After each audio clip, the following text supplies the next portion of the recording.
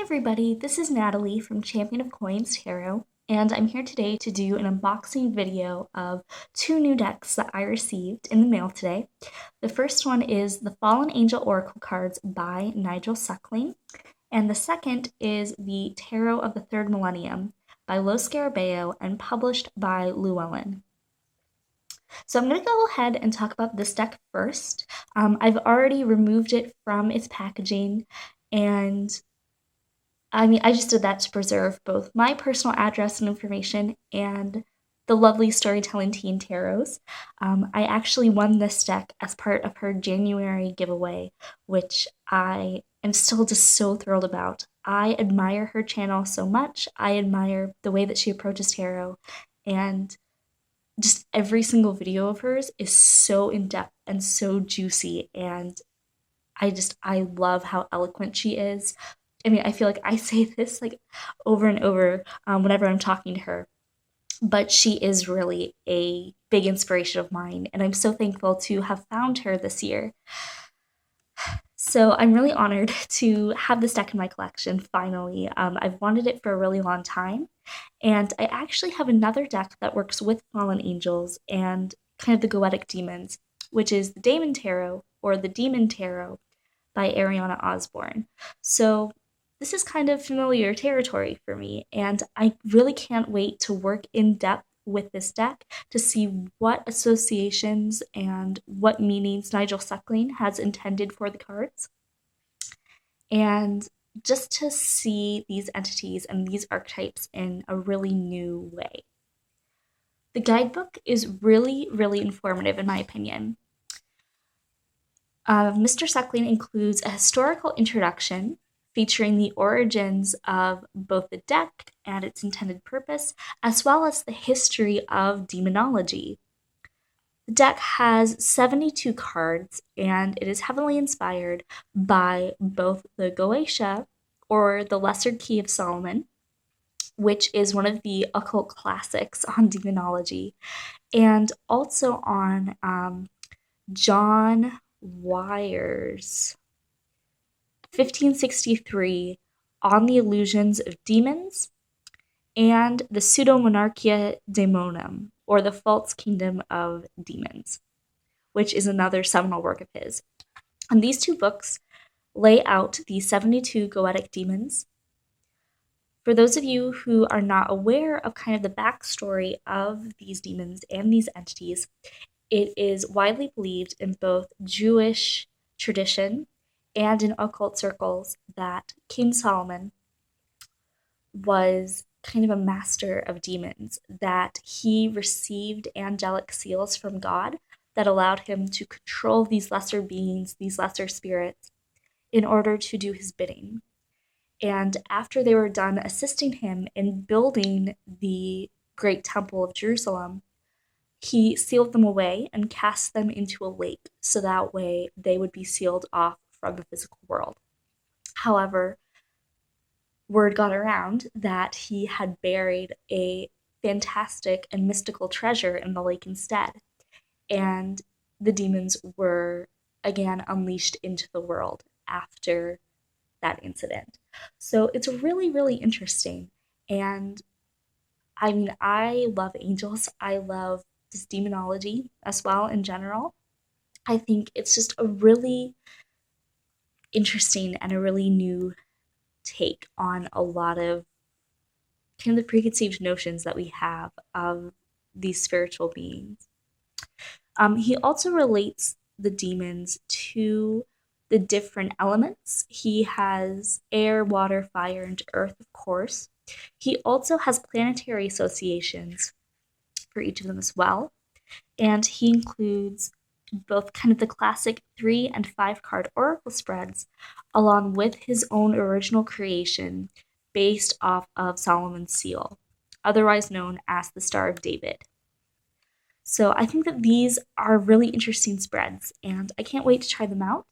He also has a 7-card pyramid to look at love and relationships, which is also very interesting. Then the guidebook doesn't give a full page for each of the demons, but it gives a full color reproduction of the card. Again, the element, the planet, a divinatory message, and then more backstory and keywords associated with that particular entity, which is very, very lovely. And I think it's important to point out too that when I refer to demons, and I think when many demonologists especially refer to the goetic demons, it isn't so much like the fire and brimstone version that people would assume or would associate. They aren't inherently evil or they aren't inherently sadistic. Um, these are entities who are believed to have fallen out of God's grace for a variety of reasons, and the guidebook does go into this. It could be that they chose not to follow God's will. It could be that they disapproved of the creation of humankind. Or it could be that they were simply on the wrong side of the war of heaven. In Christian mythology, the battle between the Archangel Michael and the Archangel Lucifer is very prominent. It's a really strong cultural image. And many of the beings that we consider to be demons or that we consider to be devils were at one time in the full communion and in full relationship with God and with the rest of the angelic beings. So it's really interesting. Some of them are, of course, tricksters, and they really do have kind of dubious intentions, but others are very benevolent and very helpful, and they want to seek to kind of advance humankind to either atone for their sins or just out of their own consciousness, which is very, very interesting. And there are different ways of working with them as well. I know that there are some people who they view the demons as being subservient to humanity and that they are meant as servants and as workers for magical rituals and spellcraft or for other events and other reasons. Like, for example, Solomon apparently used according to tradition, he apparently used them in order to help speed and ensure the smooth and safe construction of the Temple of Jerusalem. There are other people who kind of engage in a more respectful relationship, where when I say respectful, I mean that it refers to these spirits as having the full same amount of agency as the person who is meditating with them or is calling upon them. And it's based on mutual respect. So it's not so much that the demons are being summoned to serve, but that they are being summoned to collaborate with and to work in full collaboration and in full partnership with, which is very interesting. For me personally, I mostly like to study these intellectually. I like to see how these ideas of demons have evolved over time. I love all of the myths, I love all of the classical associations with them. And I use it much more for meditation and seeing where some of these traits and where some of these stories can be compared or can be married to events in my own life. So I take it from a very intellectual approach. I'm not hands on. I'm not actually really, I guess, fully working with these figures in a physical or in a magical way. For me, it's very much about doing the intellectual work and brainstorming and stuff like that. So I haven't actually looked at these full cards yet, mostly because I was just fawning over this adorable bow that she sent me to wrap the cards with. But here are the backs, which are absolutely lovely. And if I'm not mistaken, these are photo collages featuring architecture from gravestones, I believe, and also from classical art. Whoops. And I have to admit, I'm not a big fan of photo collage, but this is so ethereal and so dreamlike. I'm absolutely in love. There's also a lot of color symbolism with these cards as well, with much more airy or fiery figures being in gold and in orange tones, with earth, of course, being related to greens. More blue in the watery figures again. So you can also work with this deck elementally as well, which I think is lovely. Ooh, look at this. This is stunning. And of course, they also feature keywords, so that way, if you are having trouble, like if you don't really have any experience with these figures, then you can also read with this deck based on the imagery and based on keyword association, which I also really appreciate. And one unique thing that I've noticed as I was flipping through the guidebook earlier is that a lot of the genders of some of the demons have been switched around. Traditionally, demons and angels are seen as being gender neutral. I personally prefer to refer to any angels or to any spirits with they, them pronouns, just because I feel like in some ways they're kind of beyond the human limitations of gender. And I also refer to God in the same way. I refer to God's self or to themself. And also that's kind of a habit that I've picked up just in as being a religious studies major. A lot of my professors have emphasized the gender neutrality of God. And so when talking about them in an academic sense, my university prefers us to use that language as well. But I think it's interesting that Nigel Secklane has really kind of emphasized certain traits that we would associate with different genders. There are some demons who are typically seen as being more masculine, and other works, especially historical works, have referred to them with he, him pronouns. But he has changed them to she, her.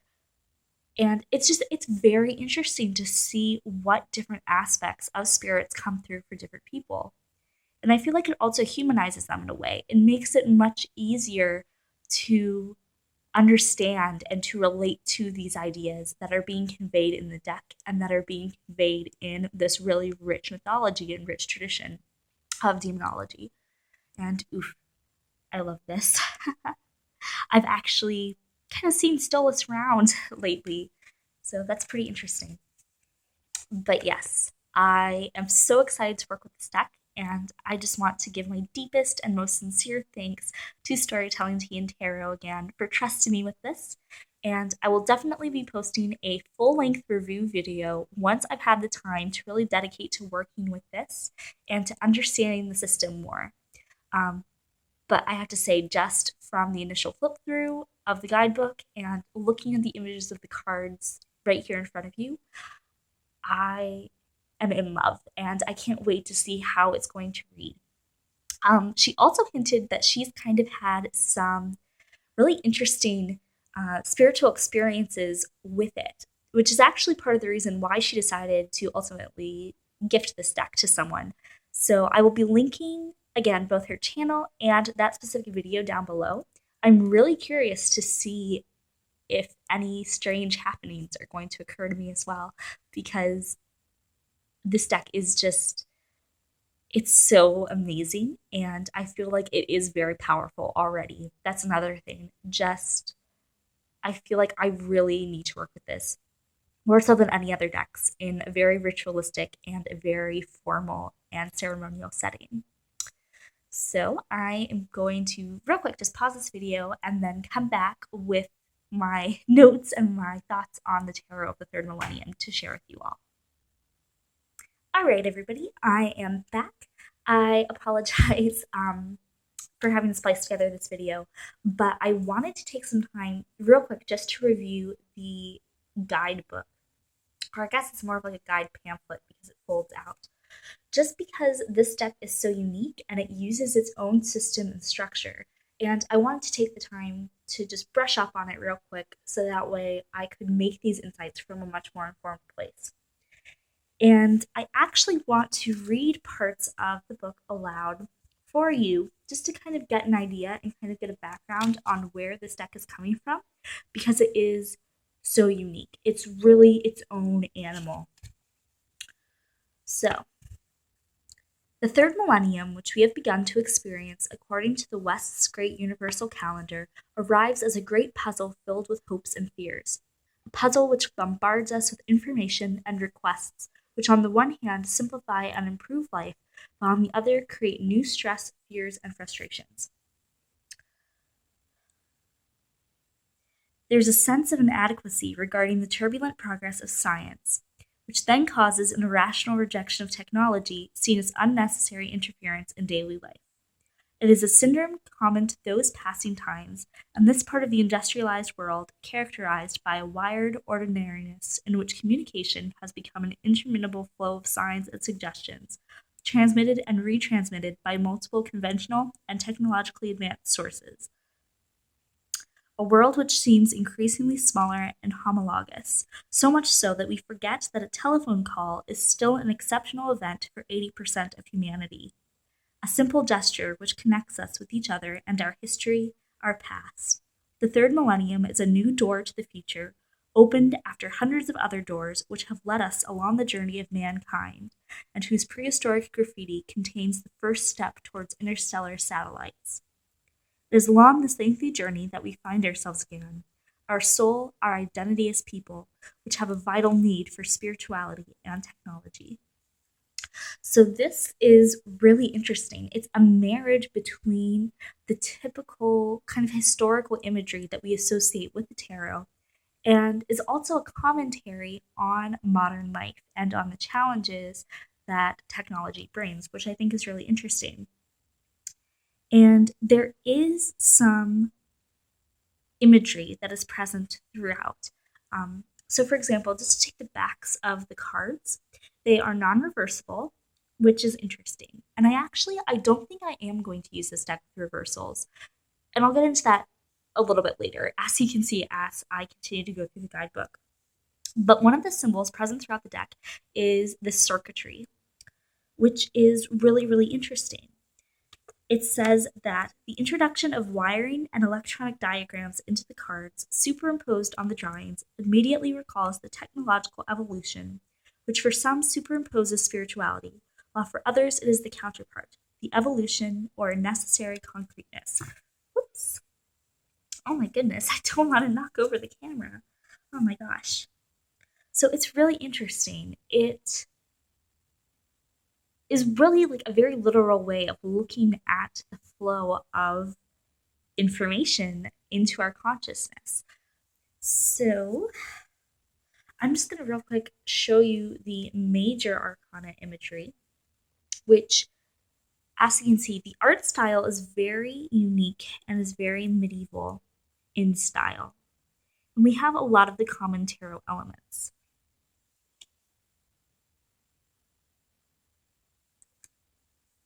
In keeping with the Lo Scarabeo style, they have several languages at the bottom relating to the title of the card.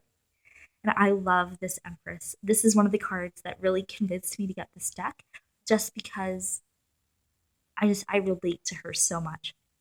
The Empress is a card that really can make or break a deck for me, and I really like how it has been portrayed here. I also love this Hierophant. I think it's great. It has both the human and kind of the like very kind of intimidating, like the much more cold and architectural and structural nature of faith communities. It's interesting. The Lovers. So here it's much more choice based, that he is confronting the angel of love and he has a choice whether or not to pursue it and to surrender to that influence. This is also very multicultural. So we have, for instance, influences from Egyptian art here, from Islamic art, from Babylonian art, from medieval and Byzantine influences. She really looks like the Empress Theodosia here, I think, for Trump number 8, Justice. I love this. There are a lot of different ages represented in the deck too. The Wheel, with kind of the medieval look at Fortune being blind. Oh my gosh. Just dropping everything today. Oh my goodness. I'm sorry, you guys. Strength. So again here, much more Babylonian.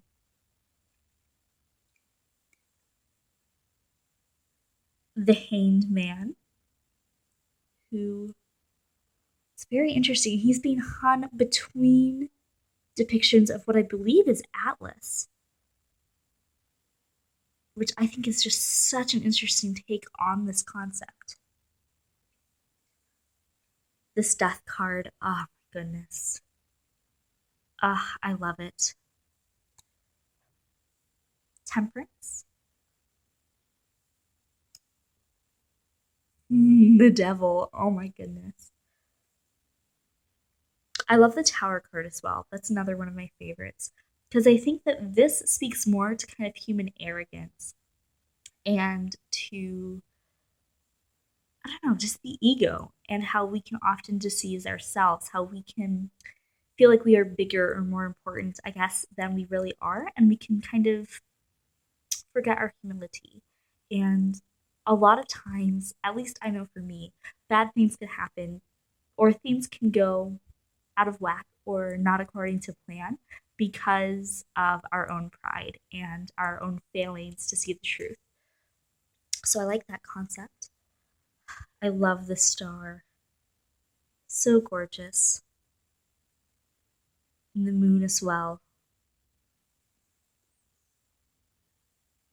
Sun. Here we have a grown man instead of the typical child imagery, which I feel like some viewers out there, two Kellys in particular, will probably appreciate. Judgment and the world. It's actually interesting because I can't tell if she is pregnant or if she's holding an egg, but there's definitely that sense of fertility, of new things growing and blossoming into being and manifestation with this card. Then the minors are very interesting because they have the Tarot de Marseille pip style images, as you can see in the corner here with the chalice, and then the background features different events in medieval life. And you can piece them together like a puzzle, which is very interesting and very intriguing. And again, goes back to this deck's theme of interconnectedness and of kind of chaos and the mystery that surrounds modern life. So we have figures, again, of all ages, of different genders, who are in different situations. And oof, this is really interesting. Just right here, being able to piece together the 5 and the 6 of cups. Also, you can see here that there are barcodes that are superimposed over the different images, circuit boards and pieces of technology, different geographic designs, and this is interesting. This is the 8 of Cups, and he's trying to milk a horse, which is very futile. So there are different kind of energies and different keywords associated with these pip cards as well. So it can't be taken as just a generic Rider-Waite-Smith clone, or even a generic Tarot de Marseille clone for that matter. And then the court cards are the only ones in the deck that are portrayed in full color. And they have web codes and websites on top of each of them, which is really interesting. And I wanted to go back again to the guidebook in order to read you some of kind of the intention behind that concept. So the book says, the term court cards indicates 4 figures, the knave, the knight, the queen, and the king. Normally, they depict people with whom the querent must interact. For chalices, they must interact sentimentally, or for pentacles, economically. In the third Millennium Tarot, the symbols of the court cards indicate the world beyond our unconscious and our perception. These colorful cards don't depend on us or our perception, which exist apart.